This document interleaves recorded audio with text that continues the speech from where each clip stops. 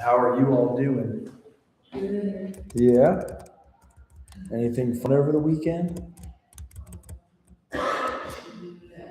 No. Do they have football games yet? That's this weekend. Mm.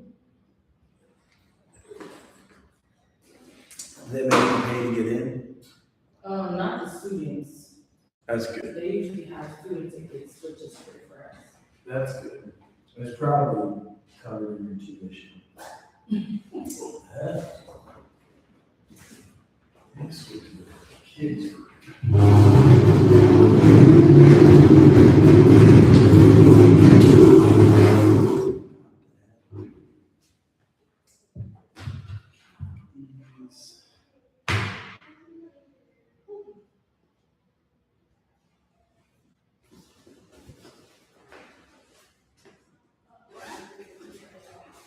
It feels like it finally cooled off.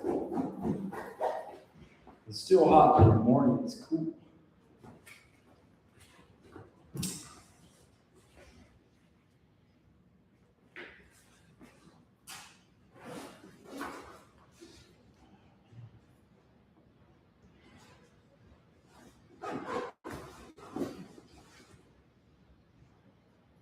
Interesting. Well,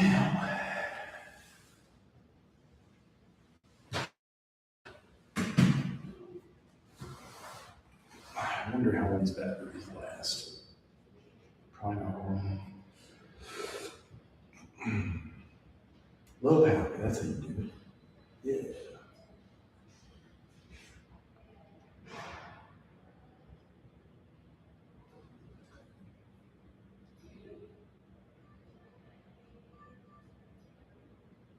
Somebody's got a DoorDash. Did you hear it? I'll go on TikTok. They seem to have gotten cheaper. I was doing it during the pandemic. They seem to pay less. That's what they said. That's what he was just talking about. Yeah, they got like $2 orders. Who would do a $2 order? That seems. $2. I think I screenshotted it. I was so shocked. Like, that's messed up. To drive all the way. Oh no, baby. That's what That's they not do. even $1 a minute. I know. Right. I like to do $1 a mile. That was like and the minimum would be $5 and $1 a mile.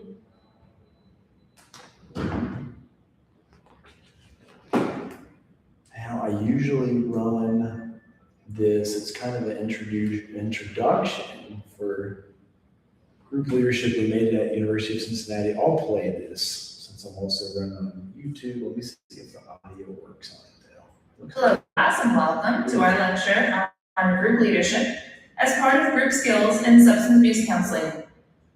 As we look at the objectives for the week, I want to remind you to review the other materials for the week prior to viewing the lecture, as it is intended to supplement your reading. By the end of the week, you should be able to identify and describe leadership styles and the personal qualities of group leadership. As we begin our discussion of group leadership, we see a quotation from our text which reads, "The leader plays a vital role in both the dynamics of the group and the outcome of its members." Our next few slides aim to highlight the ways in which group leaders impact their groups and the various styles, qualities, and techniques that guide group leadership. Let's talk first for a minute about leadership and anxiety. In your Hill and Harris reading this week, you read about two different types of anxiety that often accompany group leadership: content anxiety and process anxiety. Content anxiety refers to whether or not a leader knows the material to be covered in the group, while process anxiety refers to the ability to control the group when certain behaviors occur. Both of these anxieties can be addressed through preparation, but group leaders who are experts in content may still experience process anxiety, either running a group multiple times. Preparation and co-leadership are two tips for beating anxiety, and you can refer to the Hill and Harris chapter for even more helpful suggestions. Keep in mind that anxiety can be helpful for leaders, as it activates us and can serve to increase attention and focus. Avoidance can also result from anxiety, which ultimately serves to maintain anxiety rather than actually avoiding or addressing it. As we know, leaders help get organized and develop, and the style in which they execute these roles have an impact on group dynamics. Most group leaders show flexibility in their style, working to match their behavior with the purpose of the group and its membership. Leadership styles include the conventional authoritarian approach, where the leader takes on the role of the expert and demands obedience from members, while the democratic approach is less directive and more group-centered. Democratic leaders tend to facilitate rather than direct group members, and rely on trusting the group members to take care of themselves. A laissez-faire approach means providing no structure or direction to the group, and instead the group operates on its own, which may result in a lack of clear purpose or goals. Leaderless groups rotate the leadership, which may or may not include some kind of leadership training.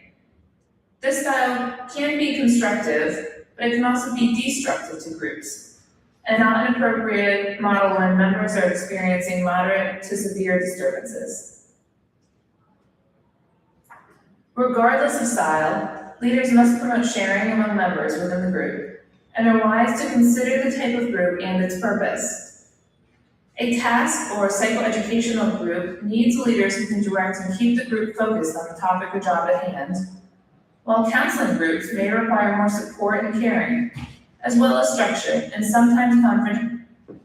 No matter what style, leaders must attend to the core mechanisms of group leadership, which include emotional stimulation, caring, meaning attribution, and executive function.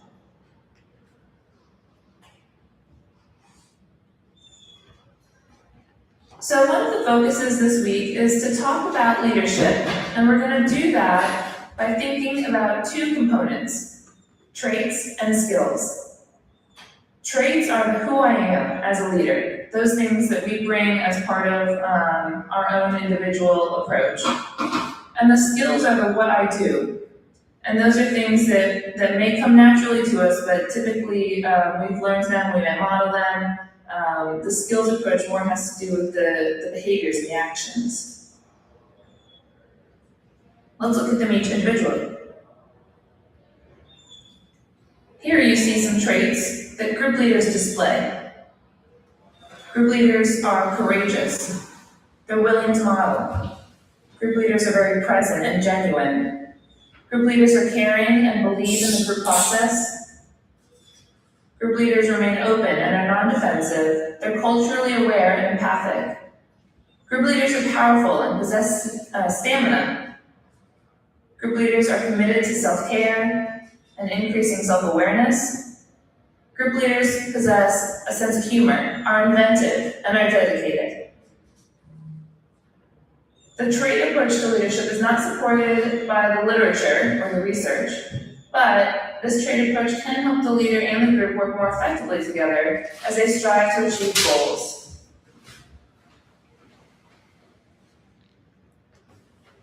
Now looking at skills, we see that group leaders should be able to demonstrate active listening and reflecting as part of their leadership. Group leaders need to be able to clarify and summarize what's going on within the group, as well as facilitate and empathize. Group leaders display the ability to interpret a question, as well as linking member comments to unite members of the group. Group leaders need to be able to both confront and support, which may happen together. Group leaders need to be able to do blocking, which we think about, but basically, as group members begin to demonstrate behaviors that do not belong in that group, whether it be gossiping or asking a lot of why questions, one skill that leaders display is being able to block that. Other skills include assessing, modeling, and suggesting, as well as initiating and evaluating and terminating. Your book also provides the Association for Specialists in Work, or ASGW, professional standards for training group workers, which contains 16 skills, and you can find that on page 63 of your text. Let's talk a little bit about group leadership roles. The leadership skills are used to safety throughout the group context, and they more. Let's talk a little bit about group leadership roles. Group leaders have various roles throughout the life of the group, and they include traffic director, when leaders help members become aware of behaviors that open communication channels, and those inhibit communication as well. The role as traffic director is both proactive and reactive in the prevention of certain behaviors, and comes across in a non-judgmental way. A similar role is that of modeler of appropriate behavior. And so leaders must be responsible for being very intentional about the actions that they exhibit and the way they demonstrate things like communication within the group. Specific behaviors that modeling may help with include self-disclosure, and role plays can offer an opportunity for modeling as well. Group leaders may pay careful attention to voice tone and body language as part of their role as modeler of appropriate behavior. Another role that group leadership demands is that of the interactional catalyst, which means that leaders promote interaction between group members without calling attention to themselves. This can be done through questioning, whether to or linking. So as group members begin to talk about similar things, group leaders can begin to link those together, encourage members to speak directly to one another rather than just sort of generally speaking to the group or being a bit vague. But the interactional catalyst role requires that group leaders encourage that interaction among the members.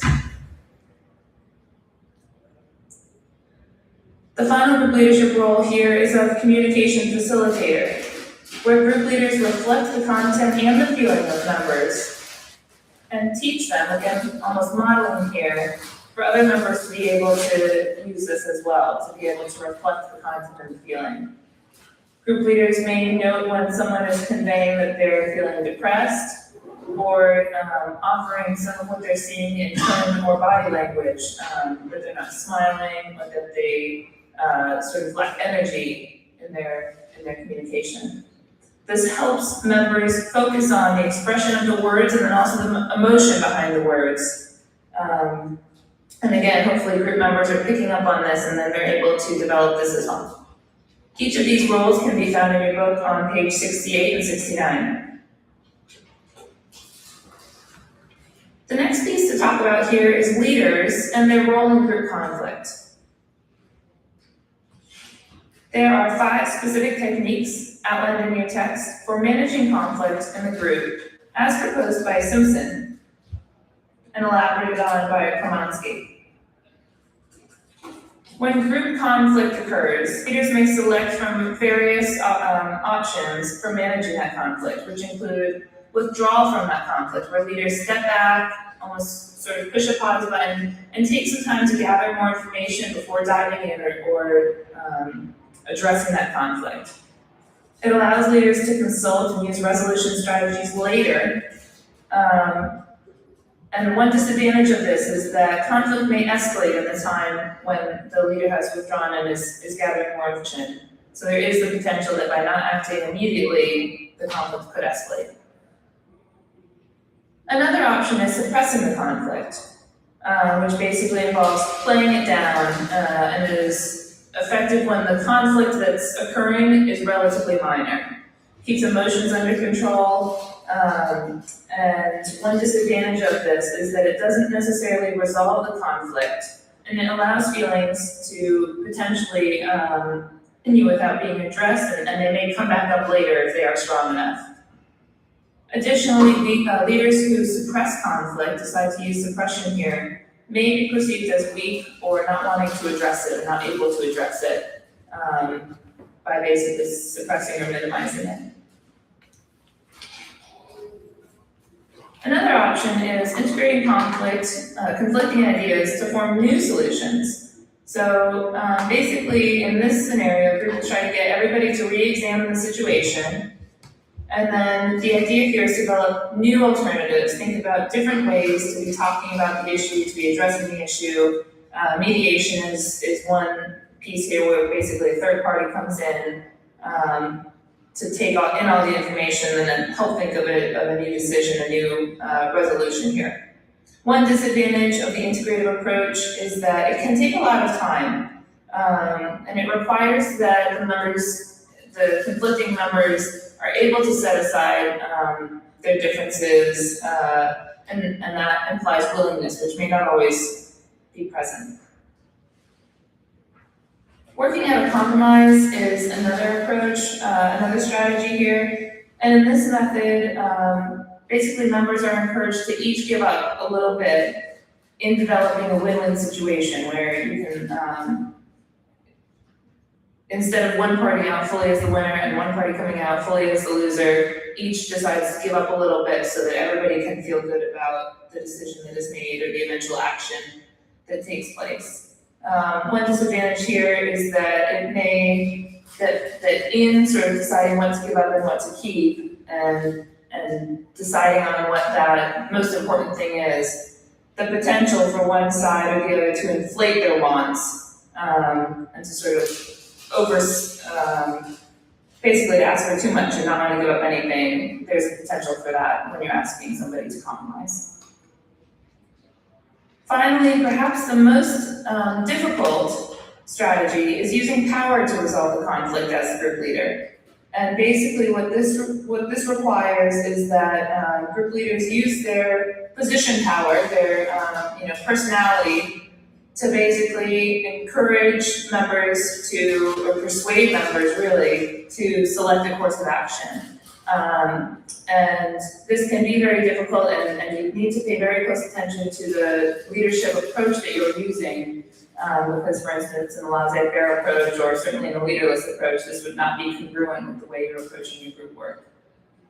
Again, these strategies can be found on page 69 and page 70, and it's important to keep in mind that these 5 strategies are outlined. There are many other ways to deal with conflict, but that each of these may be effective, has advantages and disadvantages, and basically it needs to be addressed contextually based on what's going on within that specific group in that specific group conflict.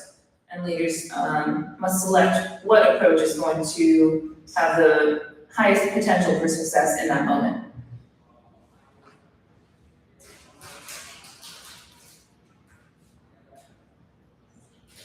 Co-leadership is an opportunity for 2 leaders to collaborate in a mutually determined manner, which means that they have taken some time to decide how this co-leadership experience and relationship will work in order to facilitate group work. Co-leaders may be especially helpful with groups of 12 or more due to the size, but can also be very effective with smaller groups and when working with children. Co-leaders are typically most effective when they share their thoughts about the group and they're on the same page, but they bring different skill sets and behaviors to the group, so they complement one another. Co-leaders work together in the planning and reflection, as well as evaluating the group, so really each of the steps co-leaders should work together in. Supervisors can train both leaders, or supervisors can participate as a co-leader with a supervisee. Like with most things, there are advantages and disadvantages, and in our text, Glading points out a handful of advantages of co-leadership, and I encourage you to refer back to these on page 32. They include dealing with difficult situations, modeling, feedback, shared specialized knowledge, and some pragmatic considerations. There are also potential limitations to group leadership, which include lack of coordinated efforts, too leader-focused, competition and collusion, and again, these can be found in more detail on your text on page 73. As we summarize at the end of this lecture here, we keep in mind that group leaders may expect some anxiety, either content anxiety, which is concerned with material covered in the group, or process anxiety, which refers to the ability to control the group when certain behaviors occur. Leadership styles may vary, but leaders should be aware of how leadership style matches the type and the purpose of the group they are leading.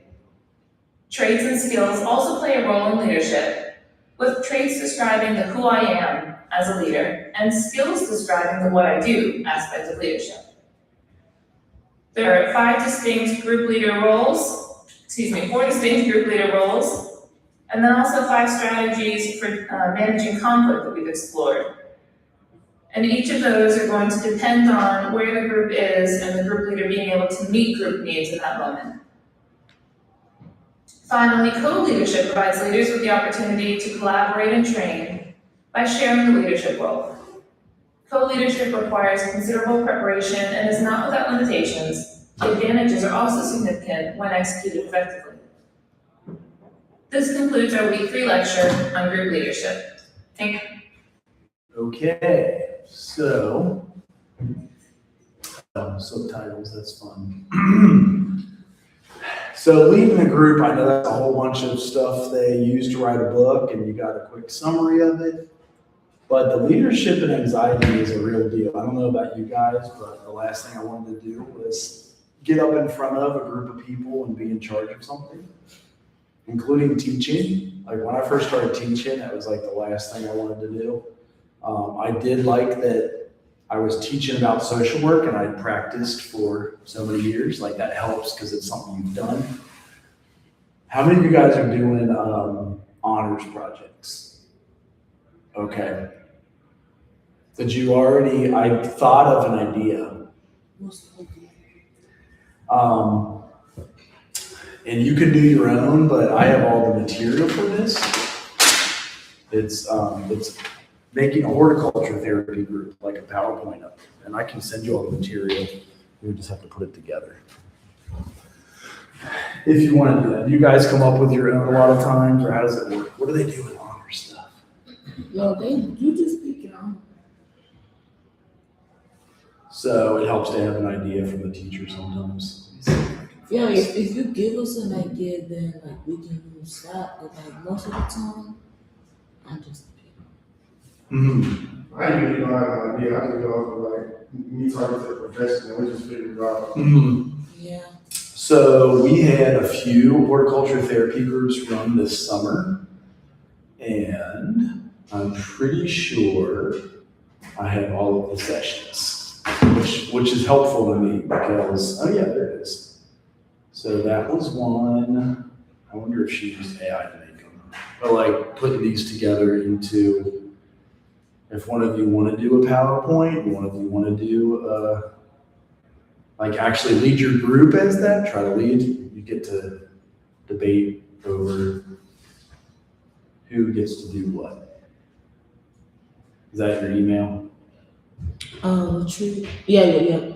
And then what's your email? I'm already forgetting. It's like Shane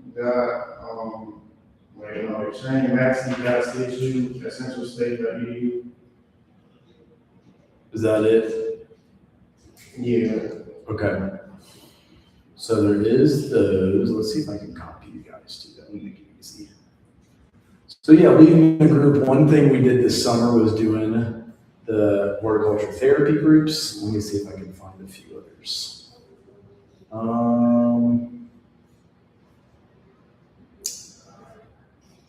It was helpful when we got some of the pre-notes. There we go, the pumpkin and companion bed. So that actually was one we did because I did it with them.